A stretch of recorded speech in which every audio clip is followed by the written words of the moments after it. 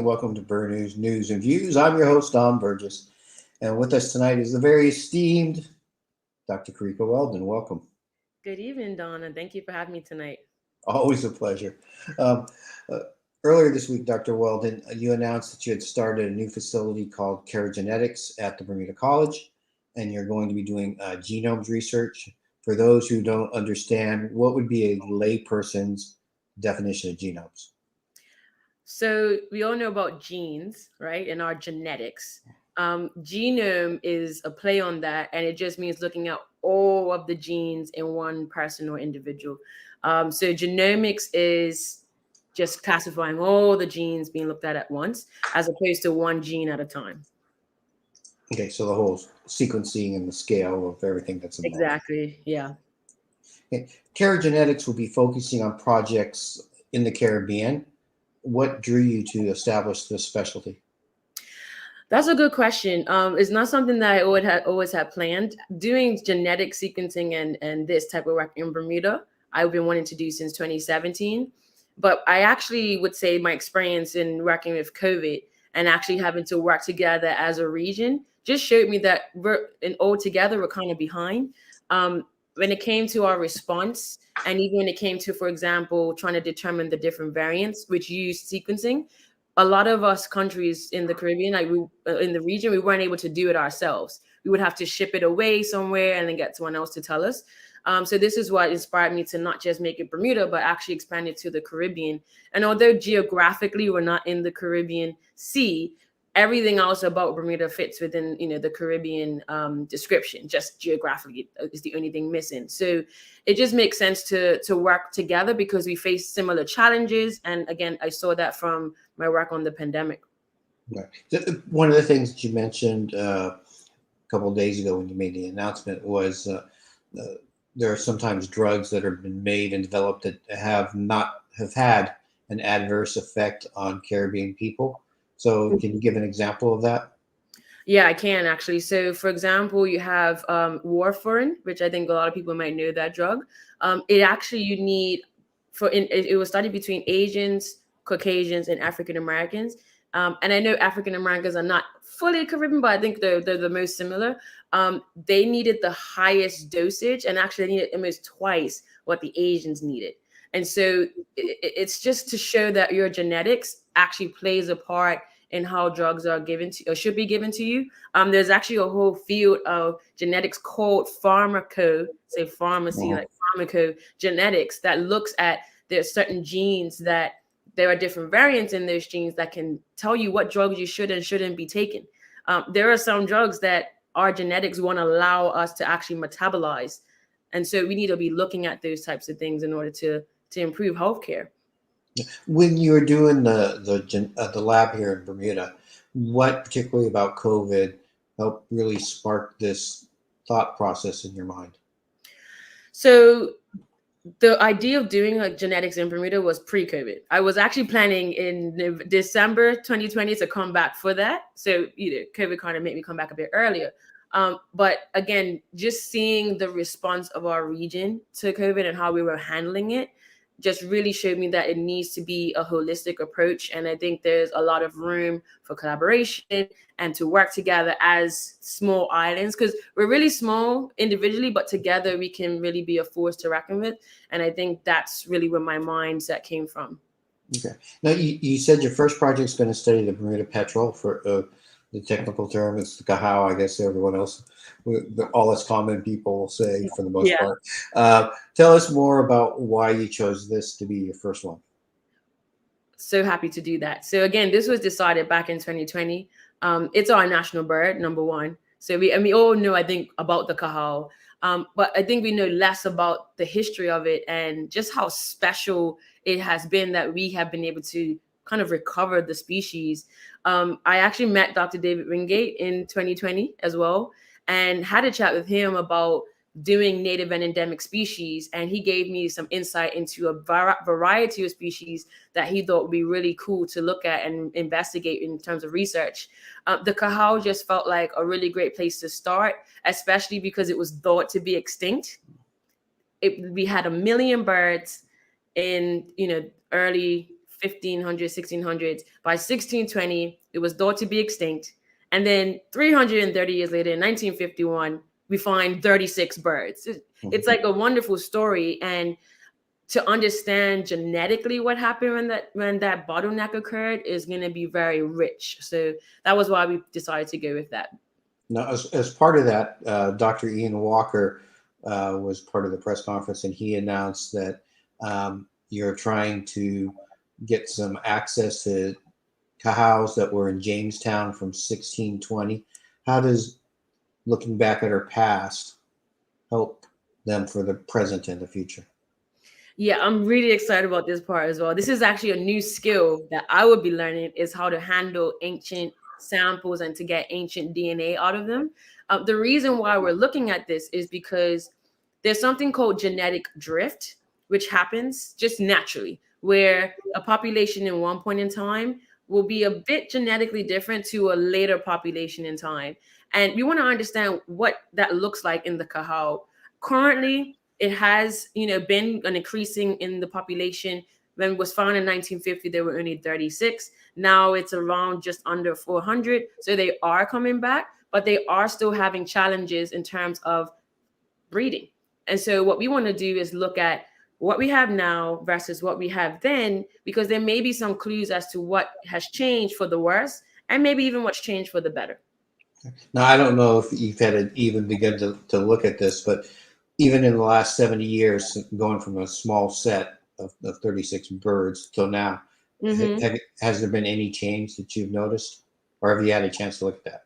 Well, I haven't looked at that yet. So no one has actually, because no one's actually sequenced or done any genetics on the Bermuda Cahal. So that's why also this is really exciting, because now it opens up this new door. But Dr.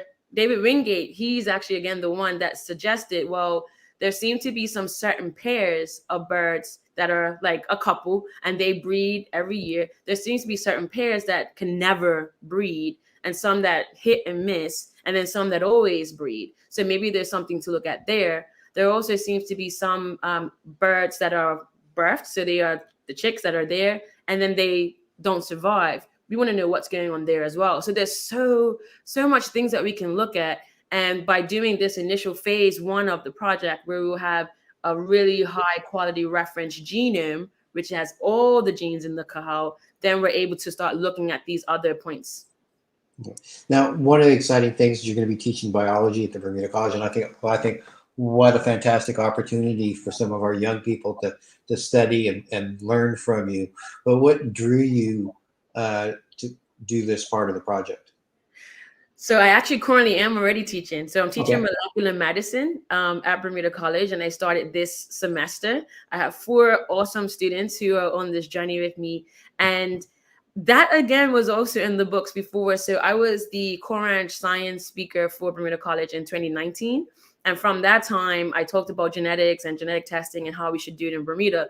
And at that moment, the college approached me and said, hey, can we get you to teach some of this? And so it was in the books. And then obviously I was busy doing everything for the pandemic. And then we tried again in late 2020, and then all the different variants came. So it kept kind of like not starting when we wanted. But I'm super excited to be able to do this now. And it fits with, the company launch as well. So what I'm excited about is that we are offering internships and volunteer opportunities to both the students and the faculty at Bermuda College. And now what I'm teaching in my molecular medicine course, they can actually see it applied in real life. So I'm super excited about that. Yeah, I'm excited about it too, because I know we had a conversation earlier this year. Yes.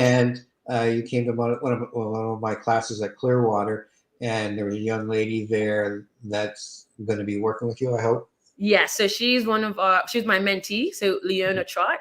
She was at Clearwater early in the year when we met, and then she's now at the Barclay. And so she is our official first volunteer at Carry Genetics, and she's really excited. She wants to be a geneticist, and so getting her exposed at the tender age of 14 is really important. And I'm looking to see if we can get more young people involved, because I didn't have the opportunity when I was that age. I just kind of knew about it, but to actually see it happen and be a part of it is going to be amazing. Yeah. Now, one of the things I really appreciate about you is you say you're going to train Bermudians, you're committed to training Bermudians, and you did that during COVID. But and I know a lot of people say that, but with you, I know it's really heartfelt, and I know it's going to take place. No, and it's a big part of the reason why that is because, and it's not just because it sounds nice. It's because there is so much of a gap in science when it comes to us from Bermuda or whatever small other little island or country. We're not really in the race. And sometimes it's difficult to think, well, how can I achieve that? And I remember when I was applying for scholarships, and I could imagine what they were thinking. Like, I came and said I'm going to do medical biochemistry, and they were just like, well, what are you going to do in Bermuda with that? And I was like, I don't know, but that's my passion. And so at that time, that was what, like 2008. And to see where we've come now, where obviously everyone now knows why science is important. I think after what we just went through, it's all important to give those opportunities to our young people. And so it's a passion of mine, especially when it comes to girls in science, because that's also a big gap as well. And so, yeah, it's my life's work really is to just make more opportunities for people like me so that they can be innovators. Well, I know in the school system, science teachers are one of the areas that we have to get people from work permits to come in because there's not enough Bermudians to do it. Mm-hmm. I mean, there are others as well, mathematics. But what would you say to our young people to try to encourage them? I mean, you're doing it in action by teaching and opening up opportunities for them. What would you say to them to try to encourage them to take up science as a career? I think the best advice I would say is, if you are curious about how the world works and how your body works and how everything around you works, then you're a scientist. um, and I say follow that passion. When it comes to it not being here locally, or maybe you're a field of science, you may feel like there's no one doing that. That's okay. One thing that I think we've seen now, especially after what we've just gone through or are still going through, is that the world can be condensed a bit.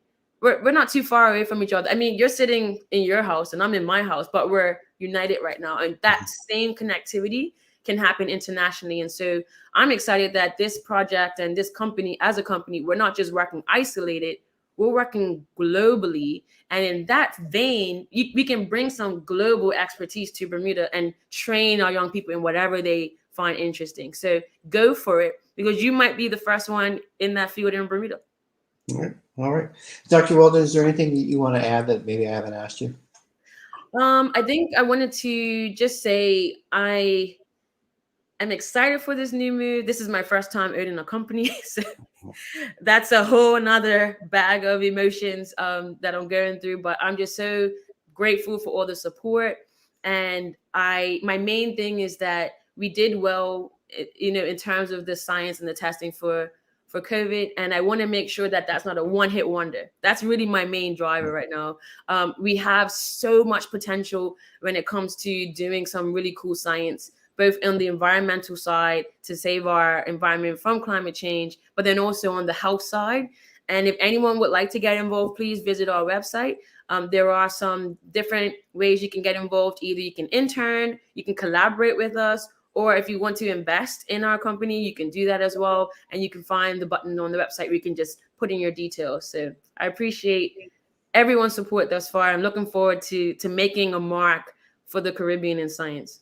Right. And we just had the website up there. It's caragenetics.com. So if you're interested, please check it out. Even if you're not interested in volunteering or learning about career, but just find out more about this product. Yes, you can also subscribe to a newsletter that we'll have coming out, just so you can follow our journey, because this is what it is, right? It's a journey that we're on now, and we're going to see where we end up. But it looks like it's going to be a pretty awesome ride.